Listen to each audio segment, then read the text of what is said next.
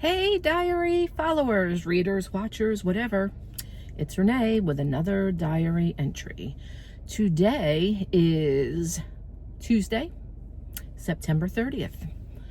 It is my last official day as a federal employee because today is the day it all ends. My deferred resignation that I took ends today, so it's my last payday, and now I only have one more check to get, payroll check, and yeah, there's that. This vlog is, I guess, just an update of what's been going on for the last few weeks, how I've been feeling, what I've been doing. The last few weeks I subbed on a bus run for another bus besides the pre-K kids, the normal one that I'm, I guess, long-term subbing for. And it was like an all-day run. I would get here at 7:30 and do, it's like kindergartners, and then I'd come back. I would do the pre-K kids at 8:30, and then I would go home. And then I would come back and do the pickup for the pre-K kids. Then I would get on another bus to take another pre-K kid in for the afternoon program. And then I'd go home. And then I would come back at 2:30 and then pick up the kindergartners and take them home. So it was a lot of bus running, I guess. So it like really took up my whole day. With only short times being home and trying to get other stuff done. So that was good. It filled my days up for the last 2 or so weeks because, yeah, now I'm back to my normal schedule with just the pre-Kers. I'm waiting for my bus now. And today is a nice cloudy day. It's supposed to be a little bit humid and maybe a high of 80. And we really haven't had any fall weather here as of yet. I'm really wishing it would turn into fall. I need to move on with everything. I feel like I'm stagnant. Like nothing has changed. You know, I've been looking for a job.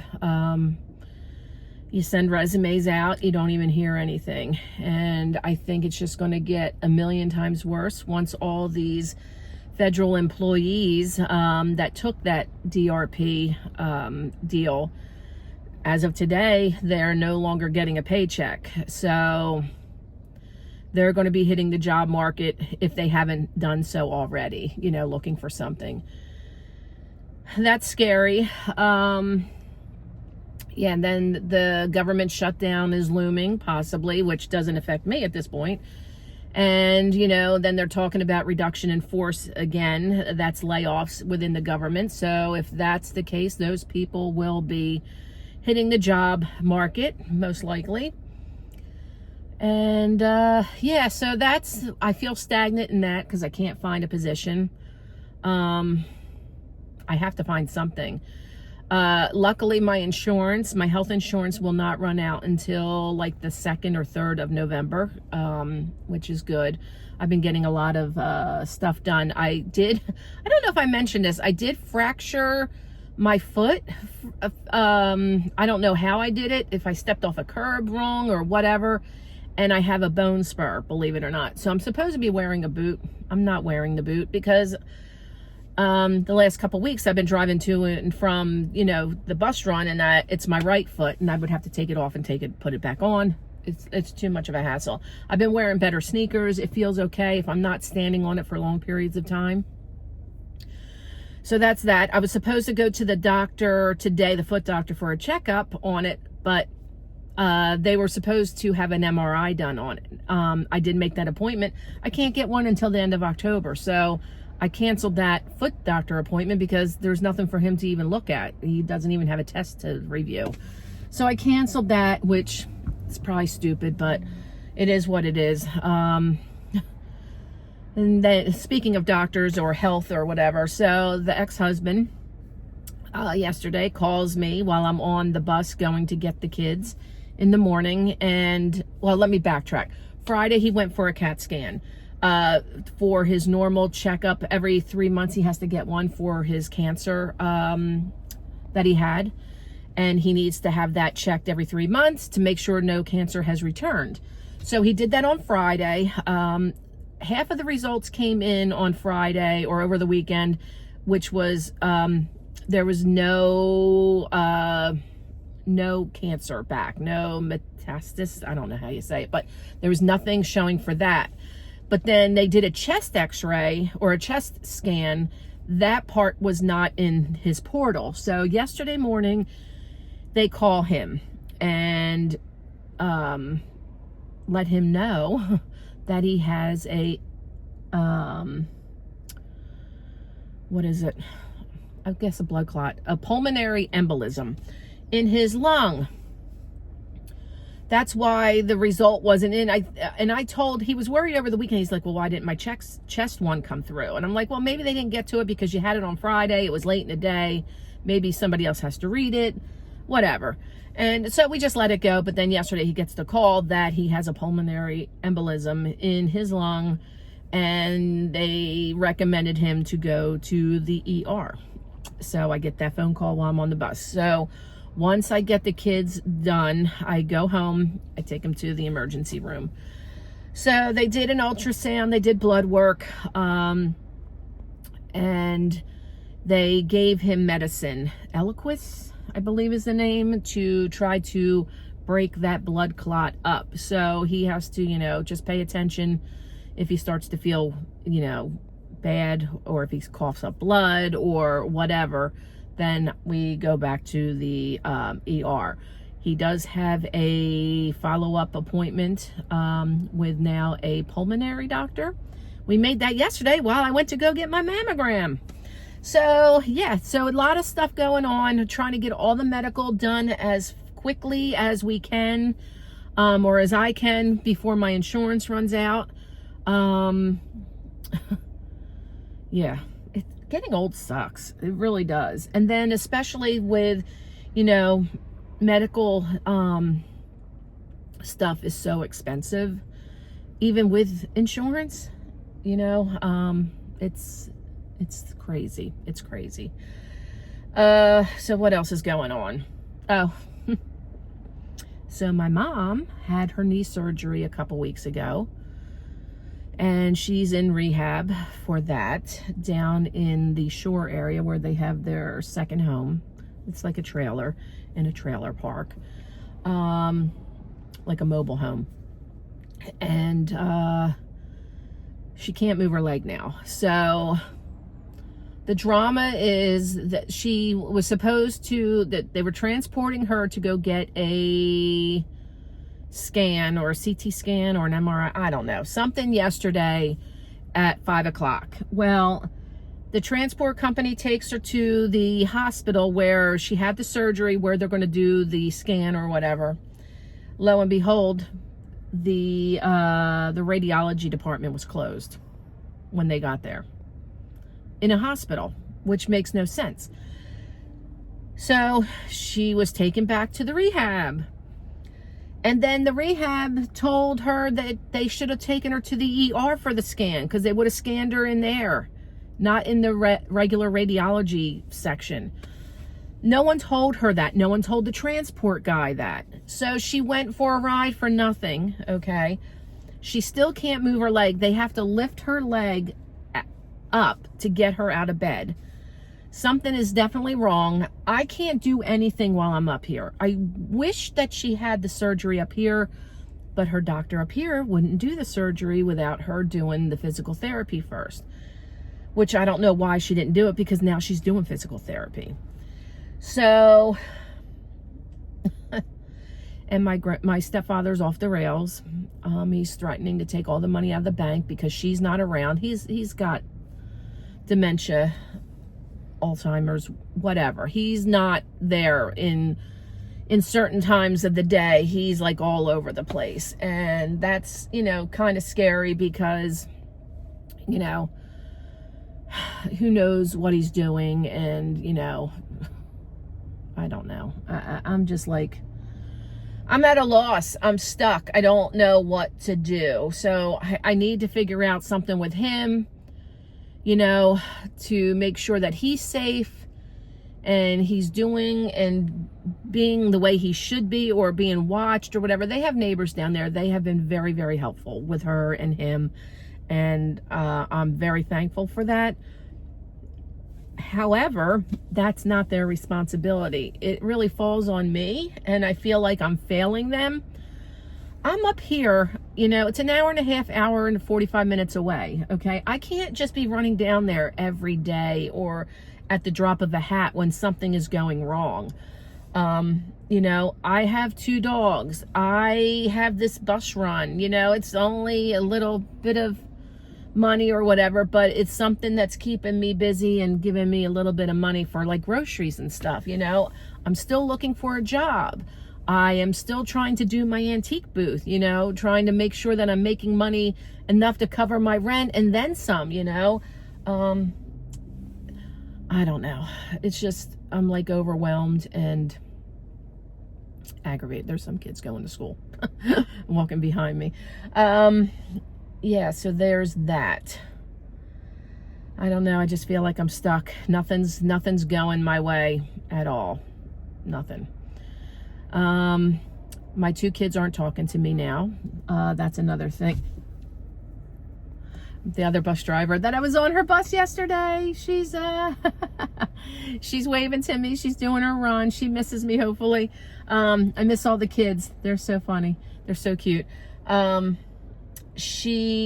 was I saying? So both my kids are not speaking with me, because, my daughter, she overheard something from one of her best friends, her best friend that just actually had her baby yesterday. It's a little boy. I'm so excited. I can't wait to meet him.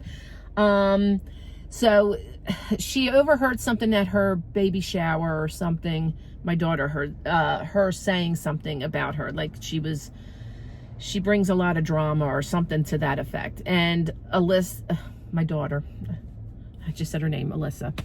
She told me this the other day. And I said, well, you kind of do bring a lot of drama. And, you know, and I wanted to tell her that you get the drama from me because, you know, she's like me, which is kind of good and kind of bad in a way. And she hung up on me.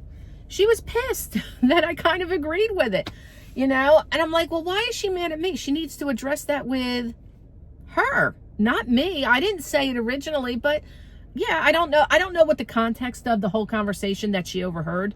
And I, you know, it's none of my business or whatever, but I called her back and I'm like, well, don't be mad at me. You know, you kind of are a little crazy. You know, you do like to be, she's very animated like me. She's hysterical. She's got a great sense of humor. She's very outgoing. She's very outspoken, and you know, that's all good. That's all good. So I don't know what the issue was of why that was said and she overheard it, but I was trying to explain, and you know, I was inviting her to breakfast, and then, you know, she was pissed off at me and she hung up on me again. So I haven't talked to her since Sunday. So yeah, whatever. I don't have time. I think the moms get the brunt of all the shit from their kids, you know.